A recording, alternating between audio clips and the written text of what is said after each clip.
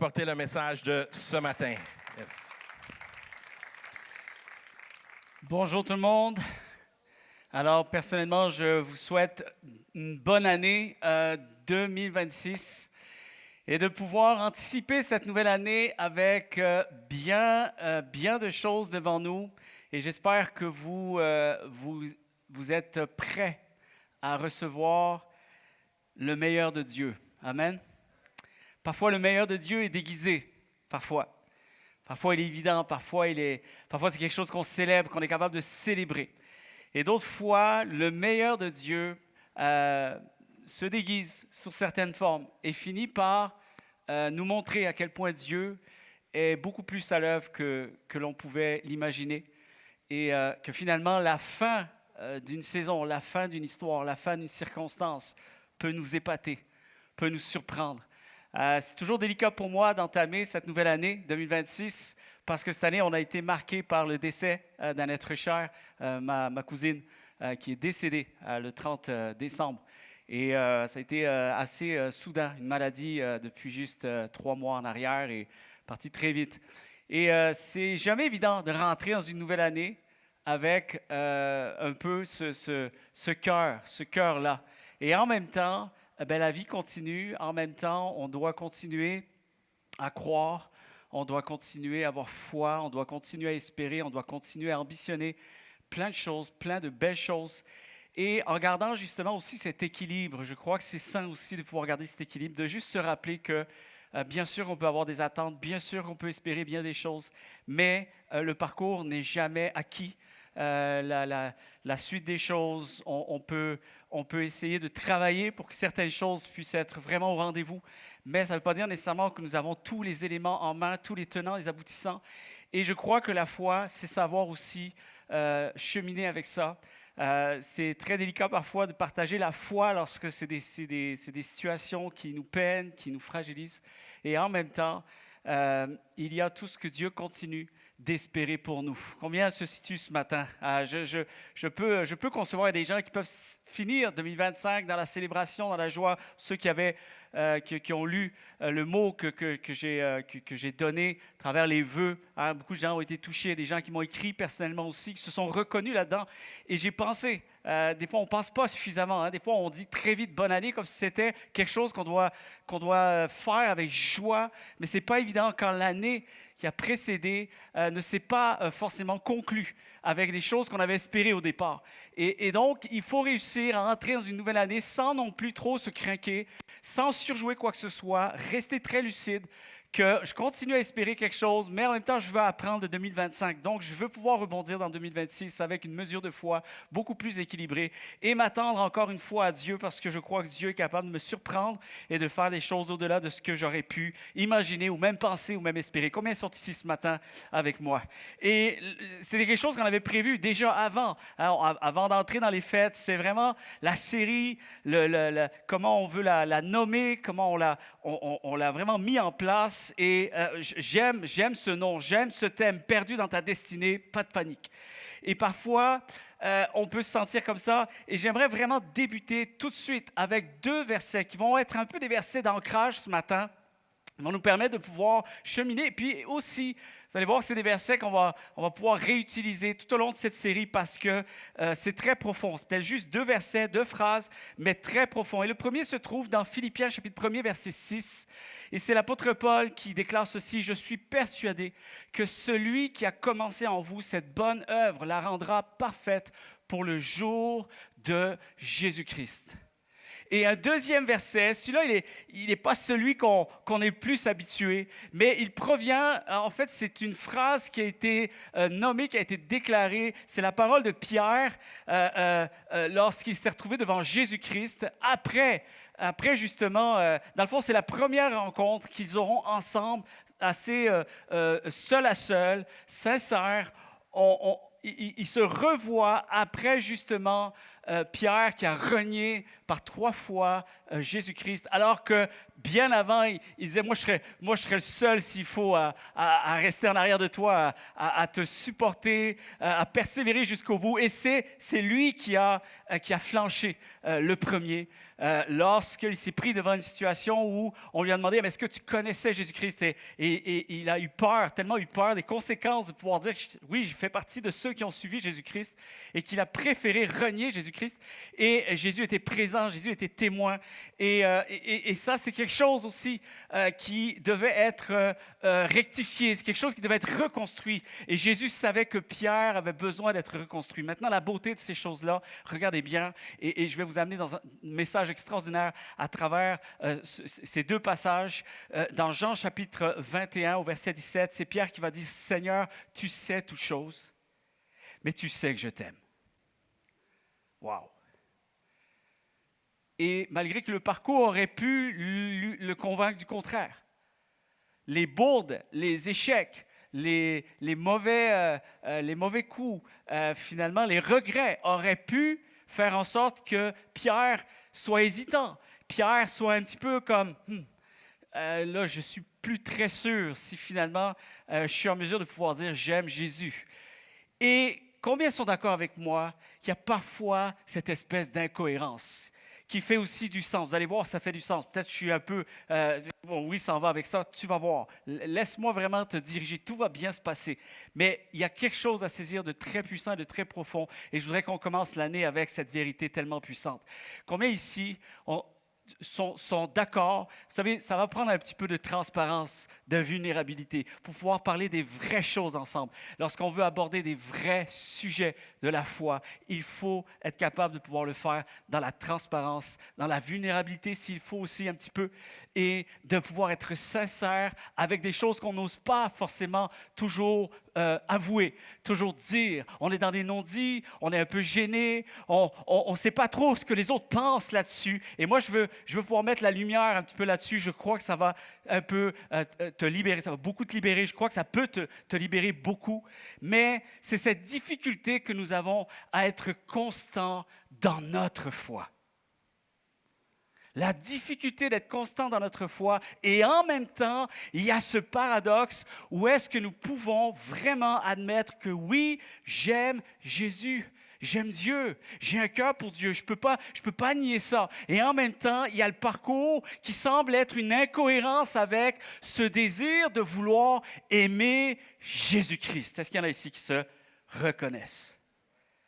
La difficulté à être constant dans notre foi, avec en plus ce paradoxe, oui, d'aspirer à vivre plus. C'est ma prière. Combien de fois je reviens dans la prière, Seigneur, j'ai soif, je veux vivre plus de toi. Et en même temps, Seigneur, j'ai de la difficulté à être constant dans ma foi, dans ma discipline de foi, et là, c'est l'incohérence. Et cette incohérence, elle peut être compliquée. Pourquoi? Parce qu'elle peut nous amener à nous condamner trop facilement. Et moi, je crois que ce message s'adresse peut-être à des personnes qui se reconnaissent à travers ces paroles, où est-ce qu'on débute l'année, puis là, on veut se souhaiter une bonne année, mais en même temps, tu considères 2025, il me semble que l'année dernière, à cette même date, je me suis souhaité la même chose. Et le parcours semble avoir été un petit peu incohérent avec mes aspirations premières. Et finalement, à cause qu'on en fait le constat, à cause qu'on fait le constat de ce paradoxe, on finit par ne plus être capable de pouvoir faire le point. On n'est pas assez outillé, on n'en parle pas assez, on a besoin que Dieu nous aide à pouvoir faire le point à propos de ce paradoxe. Comment se fait-il que je n'arrive pas, je ne parviens pas à être constant comme je voudrais l'être? On a tous un idéal de réussir avec Dieu. On a tous un idéal aussi de ce que l'on a comme image de quelqu'un qui est spirituel, quelqu'un qui aime Jésus, quelqu'un qui va de l'avant dans sa foi, quelqu'un qui reste utile entre les mains de Dieu, qui est un témoignage resplendissant. On a tous de la difficulté avec ce paradoxe parce que c'est notre désir, mais en même temps, le parcours démontre qu'il y a une inconstance. Et ce paradoxe-là, on peut se condamner facilement.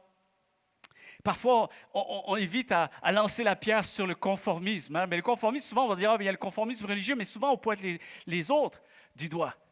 Mais je parle de notre propre conformisme. En fait, souvent, je ne suis pas trop découragé de ce que les autres font. Souvent, je suis plus découragé juste par moi-même. Juste en étant seul, avec moi-même, je suis capable de me décourager. Pourquoi? Parce que j'ai statué des attentes. C'est mes attentes qui me découragent. C'est à cause de mes attentes que je suis découragé aujourd'hui. Et peut-être que mes attentes ont besoin d'être reformulées un petit peu à la lumière des Saintes Écritures. Et on va voir qu'il y a des passages qui nous aident à avoir de meilleures attentes, beaucoup plus saines et beaucoup plus centrées sur le divin. Et parfois aussi, on se questionne trop aussi. Ça se peut aussi que ça soit ça le problème. Ça se peut qu'on soit là à toujours essayer de se remettre en question, se re-questionner. Et on peut tomber sous une forme d'apitoiement, où est-ce que finalement on se décourage rapidement et on pense qu'on est un échec.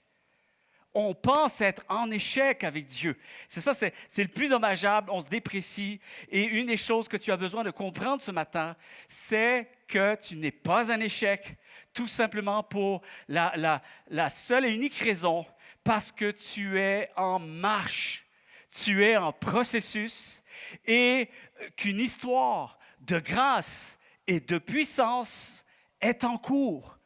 Elle n'est pas finie. Elle a commencé, mais elle n'est pas finie. C'est pour ça que Paul essaie d'encourager les chrétiens.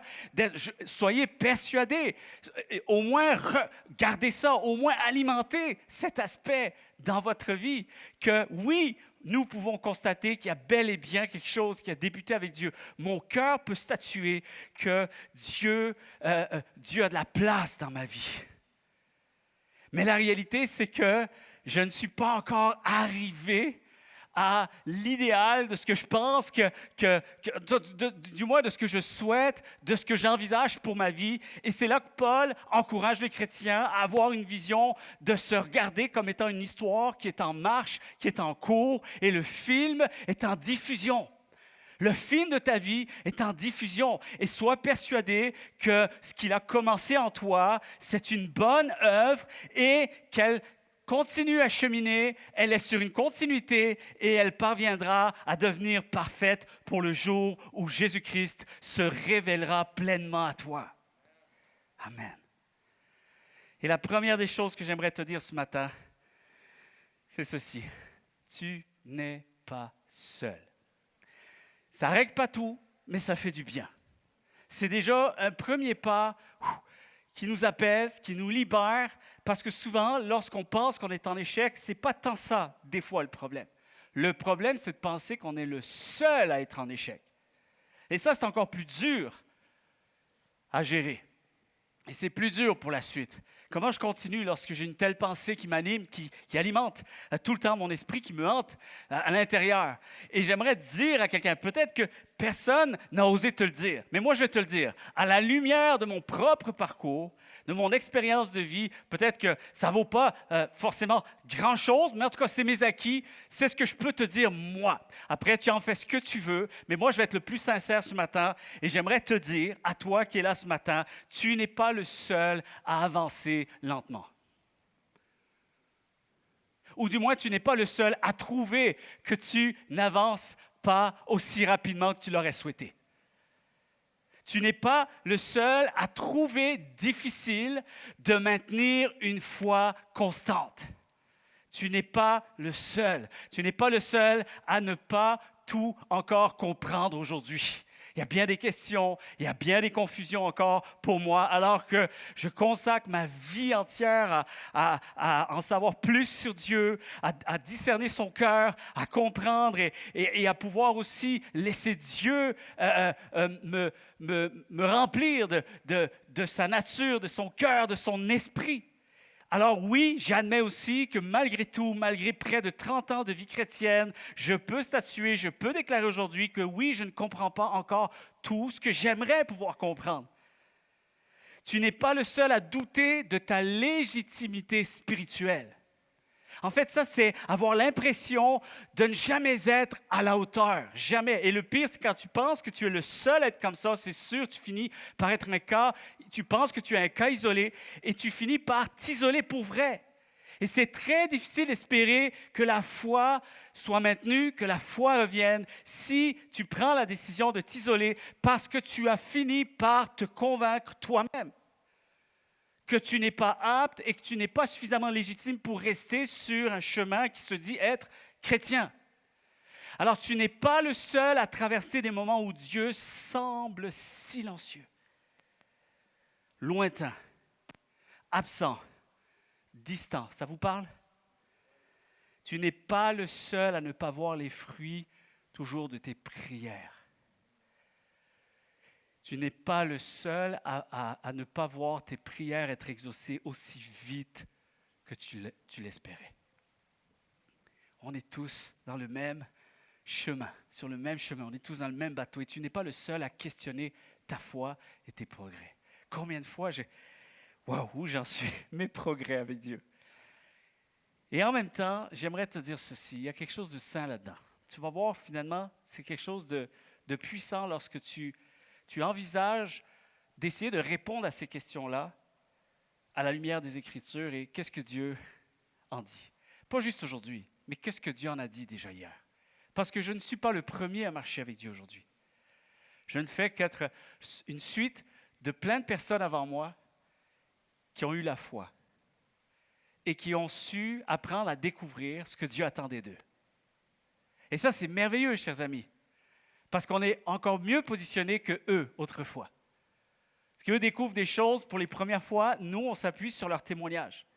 Nous sommes environnés d'une nuée de témoins. C'est pour le bien de notre foi. C'est pour qu'on apprenne à grandir à travers leur expérience, parfois leurs leçons, parfois même à travers leurs gaffes. Et comment Dieu a su manifester sa grâce. Et aujourd'hui, je comprends que malgré mes gaffes, Dieu m'accordera aussi sa grâce. À la lumière de ce que je peux voir, de ce que Dieu a fait hier. Et Dieu ne change pas, il est le même hier, aujourd'hui et pour l'éternité. Donc, je peux m'attendre à ce que cette grâce soit aussi mon partage à moi aujourd'hui. Et ma bénédiction. Et je me souviens qu'il y a une personne à un moment donné qui m'a écrit.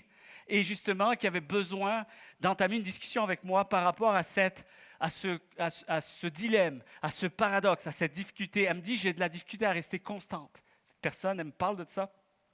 Et je vous parle de cette discussion parce que dernièrement, je suis retombé sur cette discussion et ça a été un fil de discussion. Vraiment, on s'est échangé plusieurs mots et j'ai fait, je l'ai accompagné un peu en termes de mentorat. J'ai essayé de l'aider, de l'encourager dans sa foi. Et la meilleure des façons, les amis, pour pouvoir aider quelqu'un qui traverse des choses qui peut être très vrai, qui peut être une vraie réalité, c'est de pouvoir simplement se rabaisser au niveau de cette personne et de se rappeler que nous sommes passés par là aussi et que probablement je ne suis pas exempté de peut-être devoir en vivre d'autres, des moments comme ça. Alors c'est important qu'à ce moment-là, c'est la communion fraternelle qui rentre en ligne de compte et c'est là qu'on doit se rappeler que c'est pour ça que la communion fraternelle, elle a eu lieu. C'est pour ça que Dieu a créé l'Église.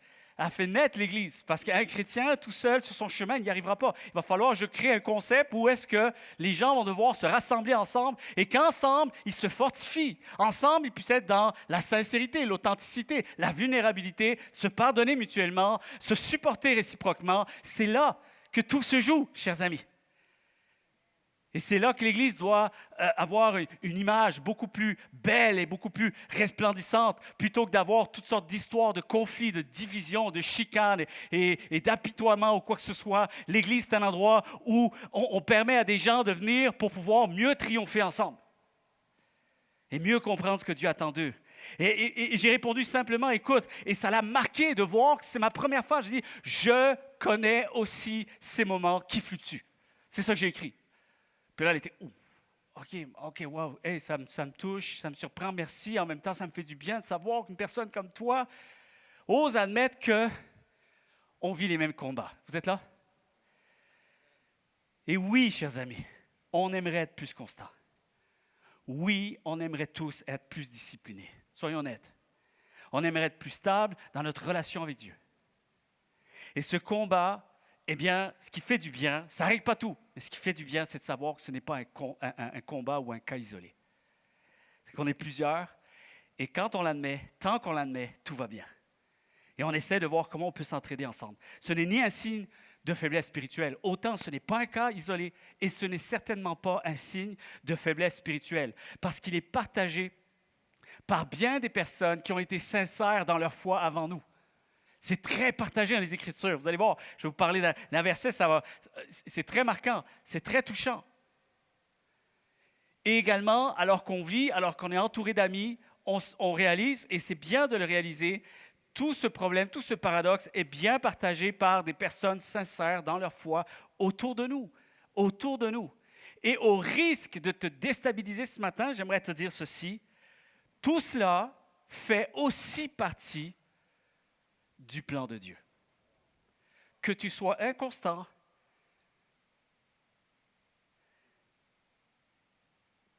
c'est ce qui fait partie du triomphe de ta foi. Et je vais te l'expliquer ce matin. Vous êtes là? Est-ce que vous me permettez de pouvoir, avec vous, étudier les Écritures? Parce qu'il n'y a que là que l'on peut être véritablement affranchi. Aujourd'hui, on est bombardé de messages, tout le monde donne conseils, son opinion. On a besoin de revenir à la source. Voici ce que Jésus-Christ lui-même a déclaré. Il faut pouvoir triompher dans notre foi. Écoute bien ceci. Moi, j'ai appris que traverser ces tensions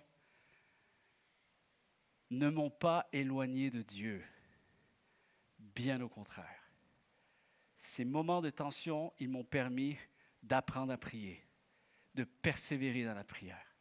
Et à cause que j'ai persévéré, j'ai fini par voir la grâce de Dieu se manifester et faire une œuvre en moi. J'ai appris à saisir, à connaître Dieu, le cœur de Dieu. J'ai tellement voulu chercher qu'en cherchant, Dieu m'a donné ses réponses à lui. J'ai eu mes réponses à moi. Et il y a des choses qu'on apprend après 30 ans de vie chrétienne. Il faut que je vous avoue, c'est le parcours qui est riche. Ce n'est pas simplement, imaginons qu'on prie et tout nous arrive. À chaque fois, dès l'instant où tu pries, il t'arrive quelque chose. Dès l'instant que tu veux quelque chose, tu l'as. Le parcours manque de richesse. Mais le parcours devient riche quand ta foi, elle perdure, même quand tu as des saisons où ça fluctue, où tu n'as pas la même discipline, où tu ne parviens pas à avoir la même régularité, que parfois même au-delà du ressenti. Tu continues à avoir foi, mais tu n'as pas le ressenti que tu aimerais avoir. Tu n'as pas l'envie, parfois, qui est au rendez-vous. Tu n'as pas la même intensité. Hein? Il y a des périodes où mes temps de prière sont laborieux. Je n'ai pas que des temps de prière où, wouhou, non. Il y a des temps de prière qui sont plus laborieux, qui sont parfois écourtés, parce que si je continue, je surjoue quelque chose, c'est malsain, c'est pas bon, ça va tirer le mauvais de moi-même. Je préfère rester dans le silence. Je préfère prendre une marche. Je préfère juste arrêter de trop réfléchir. Et parfois, on n'a pas la même prestance. Parfois, il y a aussi le corps qui vient jouer à la partie, qui vient s'emmêler dans tout ça. Il y a l'usure, la fatigue, il y a les déceptions de la vie, il y a les circonstances, et tout ça va jouer quelque chose de moins sensationnel. Il y a nos émotions, nos sentiments. La lecture biblique, parfois, demande de l'effort. Si la lecture biblique demande de l'effort, alors imagine-toi l'étude biblique. Qu'est-ce que ça comprend? Et je sais pour moi que sans l'étude biblique, c'est difficile de grandir, c'est difficile d'être utile entre les mains de Dieu. La richesse de ma spiritualité, c'est d'aller aux sources des écrits de Dieu. Et de toujours m'assurer que je reste dans une vérité qui reste juste, qui reste précise, qui concerne ce que Dieu lui-même a déclaré à propos de lui-même. Et parfois, l'envie est moins spontanée. Et j'aimerais te dire qu'au lieu de dire que c'était un échec, non, parce que j'ai voulu persévérer. Et ça a été mes sujets de prière à ce moment-là. Seigneur, renouvelle mon cœur, renouvelle mes pensées, redonne-moi un feu, renouvelle ma vision. Il y a des prières où le mot renouvellement fait partie de ce que Dieu veut t'apprendre à vivre. Et c'est là qu'on comprend et qu'on arrive à acquérir un cœur qui choisit de revenir malgré tout. Et ça, c'est une grande victoire. Et ça prouve et ça montre que tu aimes Dieu. Ce n'est pas tes faiblesses qui vont déterminer ta spiritualité. C'est ce que tu vas en faire. C'est ce que tu vas choisir de continuer à vouloir vivre malgré tout. C'est là que le cœur de Dieu se manifeste. Un cœur qui demeure tourné vers lui, même lorsqu'on avance plus lentement.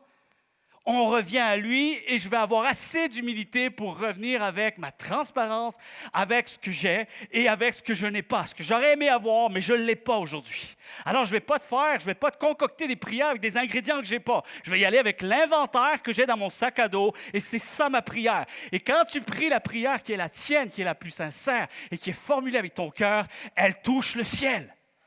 Elle touche le ciel. Et c'est tout ça que j'ai expliqué à cette jeune fille dans cet échange, dans ce moment, ce courriel. Un cœur qui demeure tourné vers lui, même lorsqu'on avance lentement. Apprendre surtout à ne pas, et j'ai expliqué surtout, il faut apprendre à ne pas se condamner intérieurement lorsqu'on est confronté à certaines limitations, lorsqu'on est confronté à une progression plus lente, à des sentiments moins forts, à être peut-être dans des saisons où on est moins passionné, moins excité, moins émerveillé. Sache que Dieu a quelque chose à faire avec ça. Et Dieu s'en sert pour son plan. Parce que tu dois aussi apprendre des caractéristiques de ce que Dieu fait aussi dans ces moments-là. Parce que tu es appelé aussi à faire face à des gens qui n'auront peut-être pas autant de facilité que toi à marcher avec Dieu. Imagine qu'il te rend la tâche toujours facile. Comment tu vas aider les gens pour qui c'est moins facile? Il va falloir que tu incarnes la foi, même lorsque c'est moins facile. Et il n'y a que dans l'expérience que tu peux être une vraie aide et une véritable bénédiction pour quelqu'un d'autre. Les gens n'écoutent pas quelqu'un qui parle juste en théorie. Les gens savent reconnaître quelqu'un qui parle avec son cœur et avec un vécu. Et il n'y a rien de mieux que de pouvoir s'admettre ensemble que avoir des moments de progression plus lente. Ça fait partie de la beauté du parcours de la foi chez tout le monde. Aujourd'hui, c'est toi qui as besoin de recevoir l'aide de quelqu'un d'autre pour qu'un jour, tu puisses aller aider toi à ton tour quelqu'un d'autre. Est-ce que vous êtes là ce matin? Alors, Dieu ne veut pas nous pousser.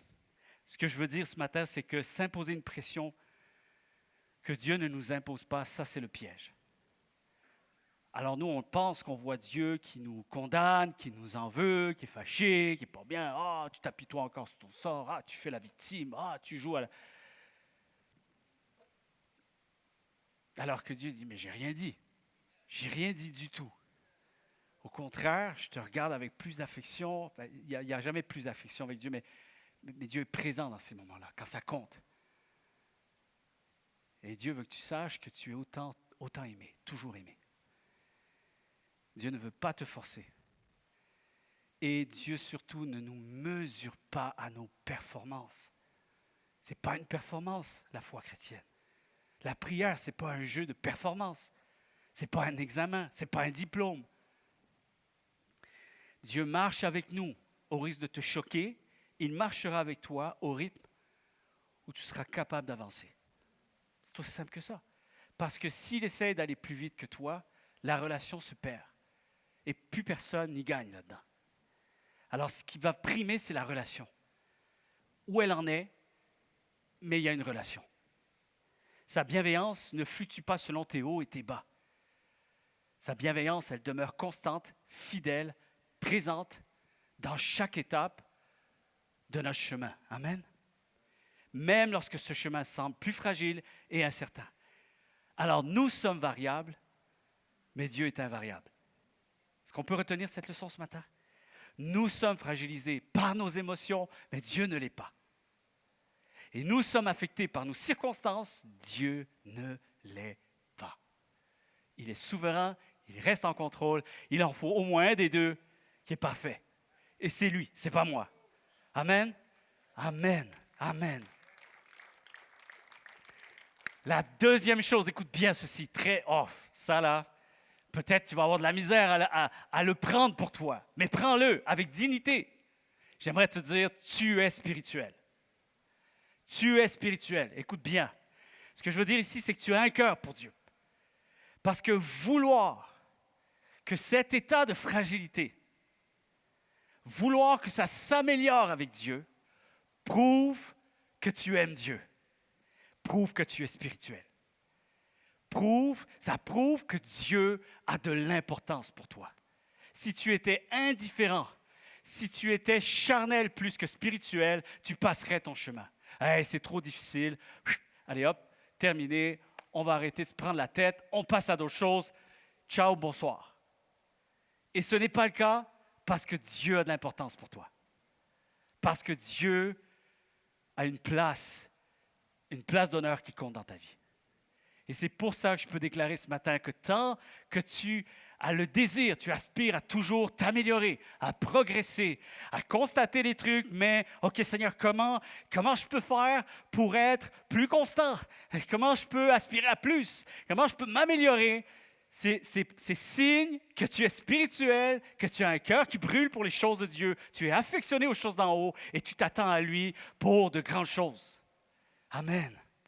Et là, j'aimerais vous dire, et le mieux, c'est pour que tu comprennes que tu n'es pas seul et que tu es spirituel, malgré que la foi, le parcours de la foi, c'est compliqué, que tu te mets des attentes, puis tu en as eu peut-être 1/10 de toutes les attentes qui t'étaient données, et que peut-être tu te décourages pour tout ce 90% que tu n'as pas pu atteindre. Alors, j'aimerais te dire, voici, je t'explique quelque chose. Est-ce qu'on est prêt? Je vais prendre le meilleur exemple. Le meilleur exemple, comme ça, tu ne pourras pas rien contester. Tu ne pourras pas venir m'en vouloir. Tu ne pourras pas me dire « Ah non, mais moi, je viens argumenter avec toi. » Si tu peux le faire, hein? Moi, je suis très ouvert. Mais là, franchement, je vais prendre l'exemple des exemples. Je ne vais pas prendre Jésus-Christ parce que je sais qu'on a de la misère à se comparer à Jésus. Ah, mais c'était le Fils de Dieu. C'est sûr que je ne peux pas me comparer à lui. Correct. On va prendre un qui est en dessous, qui est l'apôtre Paul. Alors, au cas où tu ne sais pas c'est qui l'apôtre Paul, je vais t'expliquer un peu, pour te donner un peu le niveau de spiritualité de cet homme. Paul est une figure majeure de la foi chrétienne, après Jésus-Christ. Et pour nous, on est des lecteurs, on va dire, modernes de la Bible. Paul incarne, et ça, saisis-le bien, quand tu lis les Écritures et que tu vois comment Paul a vécu, c'est certain qu'il te vient en tête l'image que Paul incarne l'excellence spirituelle. Il incarne la rigueur théologique, cherche toujours à en apprendre plus sur Dieu et sur Jésus-Christ. Il incarne la radicalité de l'engagement. Tu n'as pas un gars qui a été plus engagé que lui pour l'œuvre de Dieu. Et tu as aussi celui qui incarne l'intimité, une intimité profonde avec Dieu. C'est un truc de fou malade quand tu lis ses écrits. Et le plus beau, c'est qu'il part de très loin. En fait, il part d'un niveau que j'espère qu'il n'y a personne dans la salle qui a commis ça, malgré que c'est possible. Parce qu'on sait que Paul était un meurtrier, un persécuteur acharné des chrétiens de l'époque, avant qu'il rencontre Jésus-Christ. Et c'est drôle parce que je vais faire bien attention parce qu'il n'y a pas si longtemps, j'ai mangé avec quelqu'un qui avait un lourd passé criminel, qui a fait beaucoup d'années de prison, qui a été accusé pour meurtre et tout ça, et parler avec lui qui est devenu chrétien aujourd'hui, il parle de sa foi, c'est extraordinaire. Alors peut-être qu'il y a des gens qui sont capables de s'identifier presque au même titre que l'apôtre Paul, mais quand même d'aller au niveau de meurtrier, c'est juste pourquoi Dieu a-t-il choisi l'apôtre Paul pour en faire presque quelqu'un qui va incarner l'excellence spirituelle, c'est pour que nous ayons de l'espoir pour notre progression à nous. Il y a de l'espoir pour nous. C'est de s'apercevoir que Paul n'était pas Jésus-Christ, un être humain doté de la même nature que vous et moi, et que finalement Dieu lui a fait grâce, et que la progression, elle a eu lieu, chers amis.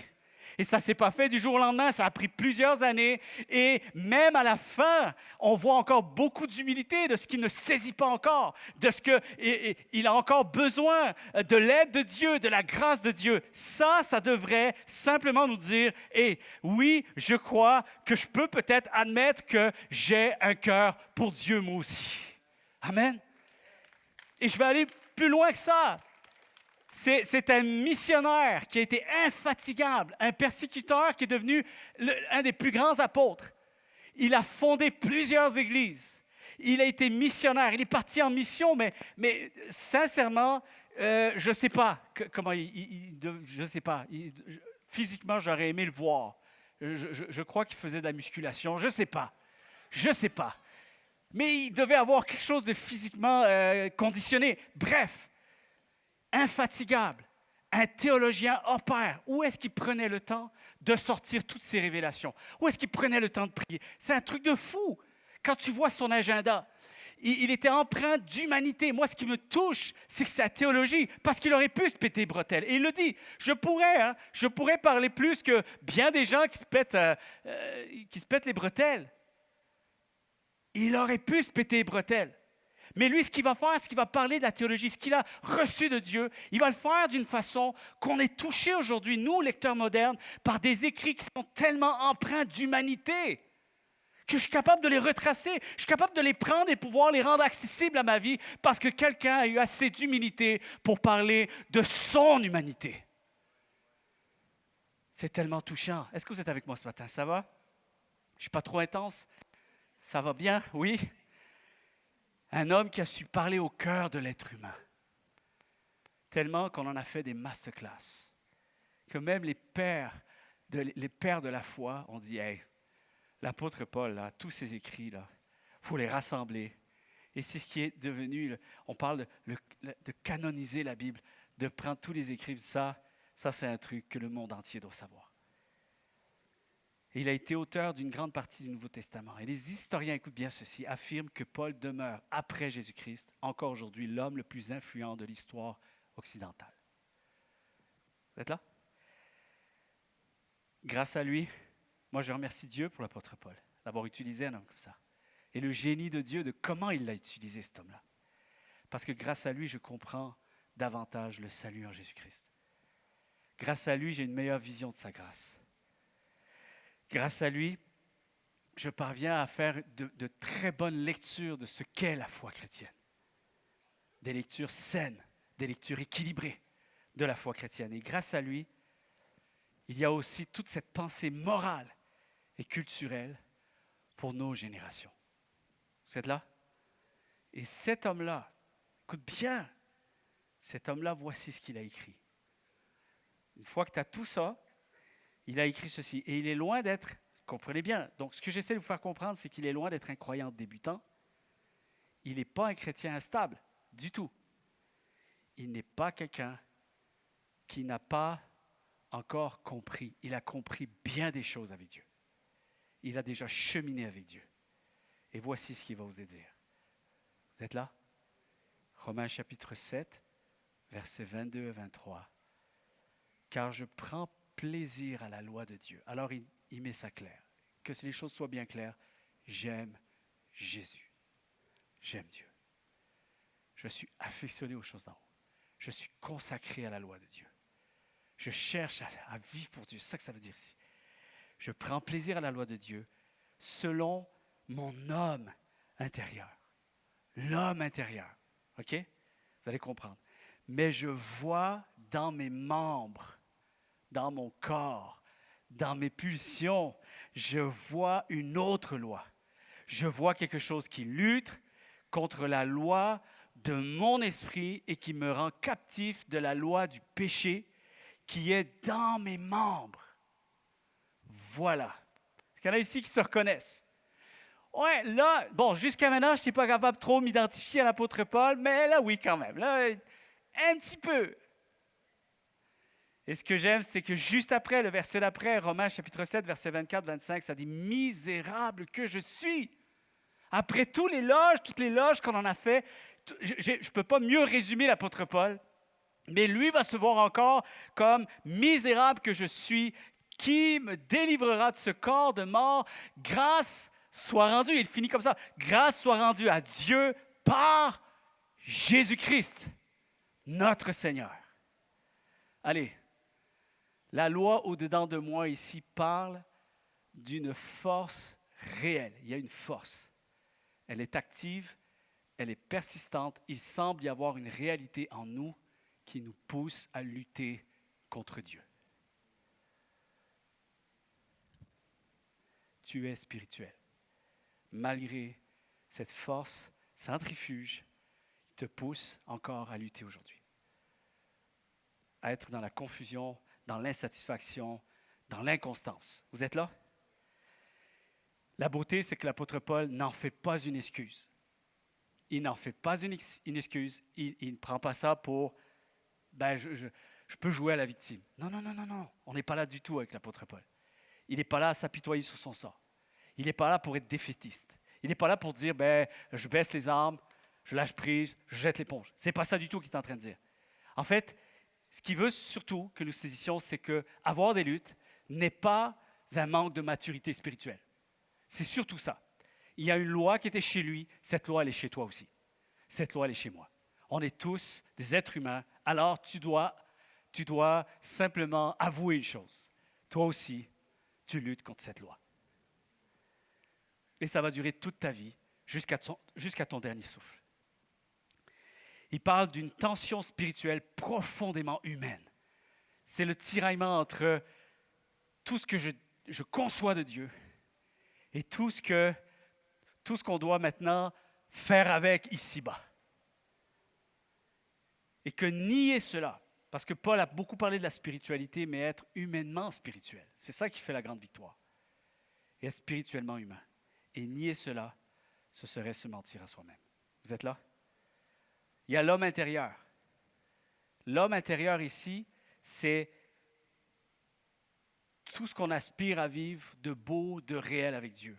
Et là, on ne parle pas d'un croyant qui est tiède, mais on parle d'une personne qui est sincèrement habitée par le désir de plaire à Dieu. Quand il dit « mon homme intérieur », mon être intérieur, il fait référence à cet être qui est « je désire Dieu, je prends plaisir à la loi de Dieu et oui, je suis sincèrement habité ». Tu peux avoir de la difficulté à marcher avec Dieu tout en étant sincèrement habité par le désir de plaire à Dieu.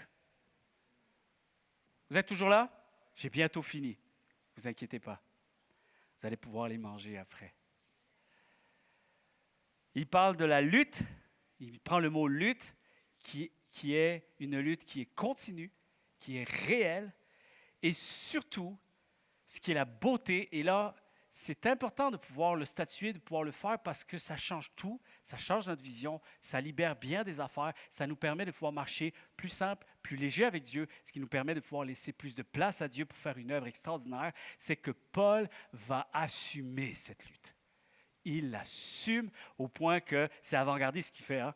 Déjà, tu ne déclarais pas des trucs aussi cash à l'époque, tu te gardais quand même un peu de retenue, tu vois. Mais lui, non seulement il va le dire, mais il va l'écrire pour que ça fasse le tour des églises.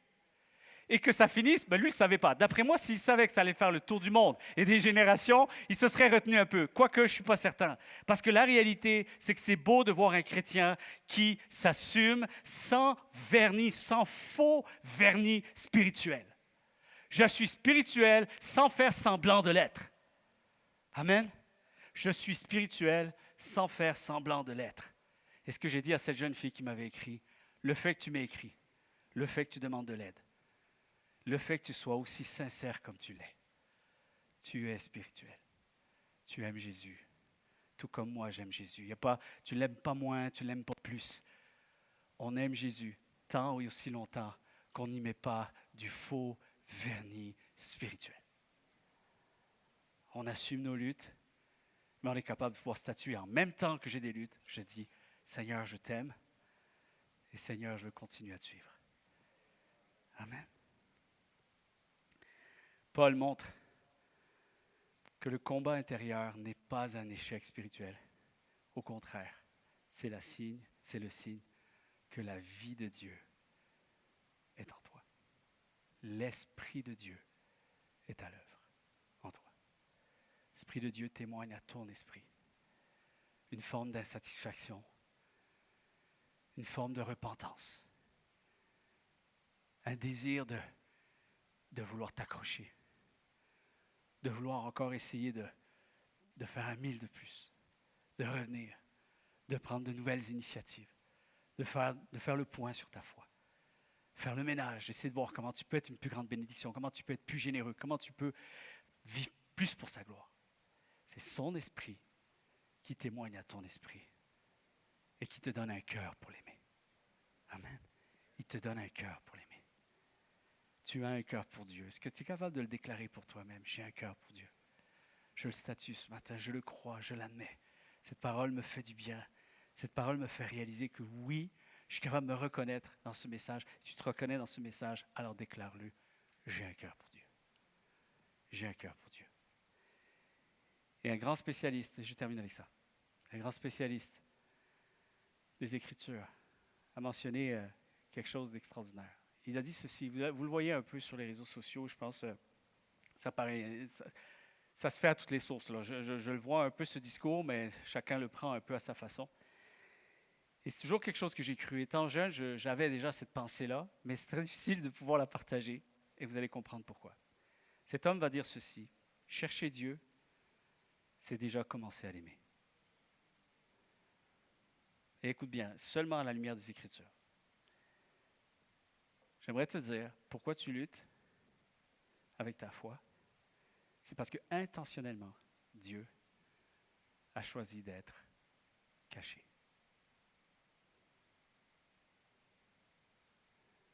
On a de plus beaux résultats de foi aujourd'hui qu'à l'époque où Dieu se révélait beaucoup plus pleinement, audiblement. Si tu fais l'étude de l'histoire, tu vas comprendre pourquoi Jésus a dit à Thomas, ce n'était pas un reproche qu'il faisait à Thomas. Tu as cru parce que tu as vu. Mais heureux ceux qui vont croire sans voir. Parce que là, c'est signe que la foi est réelle et que Dieu est à l'œuvre. Écoute bien ce que je veux dire. 2 raisons pourquoi Dieu se cache. 1, il veut que tu le cherches. Il n'est pas impressionné qu'on soit bourré de connaissances. Il s'en fiche de ça. Il n'est pas impressionné qu'on devienne de grands spécialistes de la foi, de la loi, je ne sais pas trop. Mettez tout ce que vous voulez devant. Parce que ce n'est pas son but ultime. Son plan véritable, et ça l'a toujours été lorsqu'il a sorti Israël d'Égypte, il dit où on s'en va. La destination n'était pas forcément Canaan. La destination était déjà présente au moment où il a dit, vous irez à cette montagne pour m'adorer. Parce que le plan véritable de Dieu, c'est de créer une relation avec nous.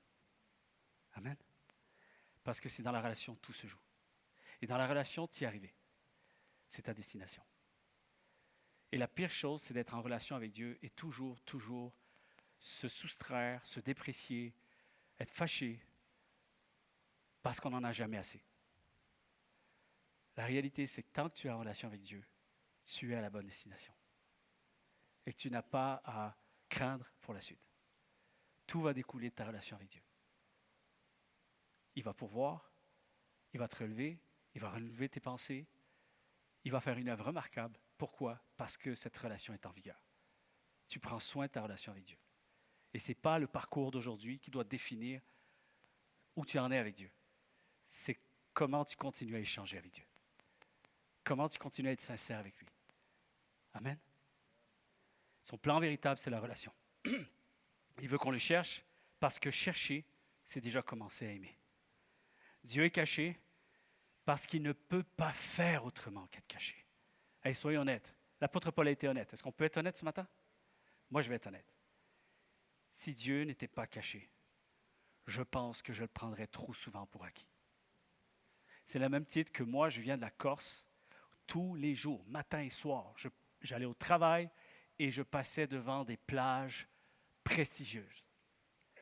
Les plus belles plages d'Europe étaient chez moi. Fou. Pendant 23 ans, jamais je m'arrêtais. Ce n'est que quand je suis arrivé au Québec, moins 30, j'ai dit à ma femme, je veux qu'on aille en Corse. Et la première des choses que je vais faire en arrivant en Corse, c'est d'aller à la plage.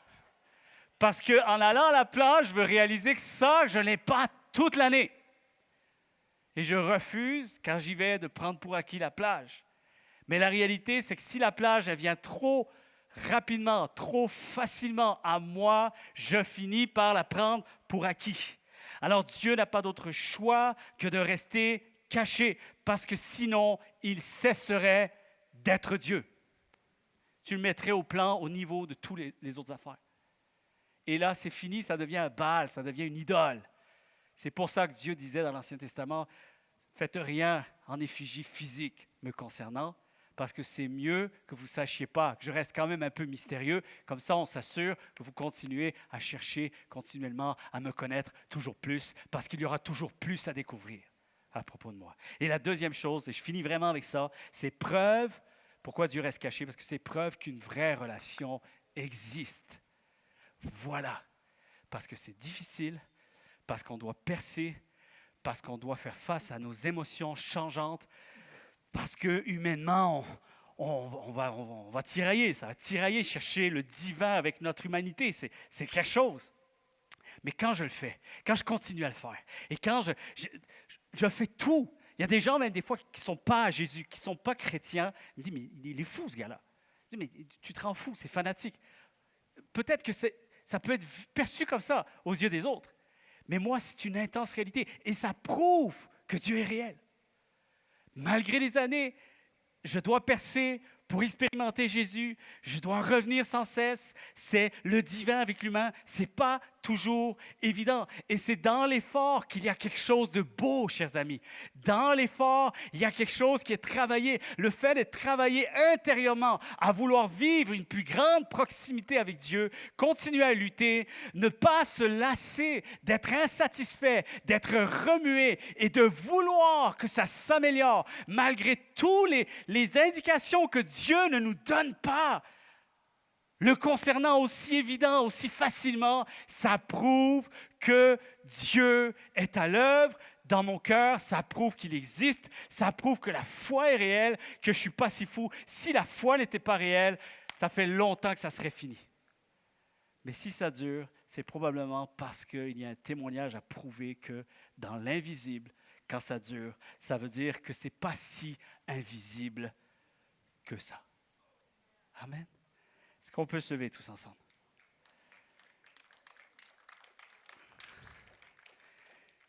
Je vais relire les versets. En fait, vous allez lire avec moi ce verset et à la fin, on va applaudir comme il faut. Amen. Philippiens chapitre 1er, verset 6. Répète après moi. Je suis convaincu que Dieu, qui a commencé quelque chose de beau en moi, ne va pas m'abandonner au chemin. Il continuera son œuvre et la mènera à maturité jusqu'au jour où Jésus reviendra. Et on va déclarer aussi cette phrase que l'apôtre Pierre a déclarée. Jean chapitre 21, verset 17. Seigneur, tu sais toutes choses et tu sais que je t'aime. Est-ce que tu peux le redéclarer ce matin? Seigneur, tu sais que je t'aime.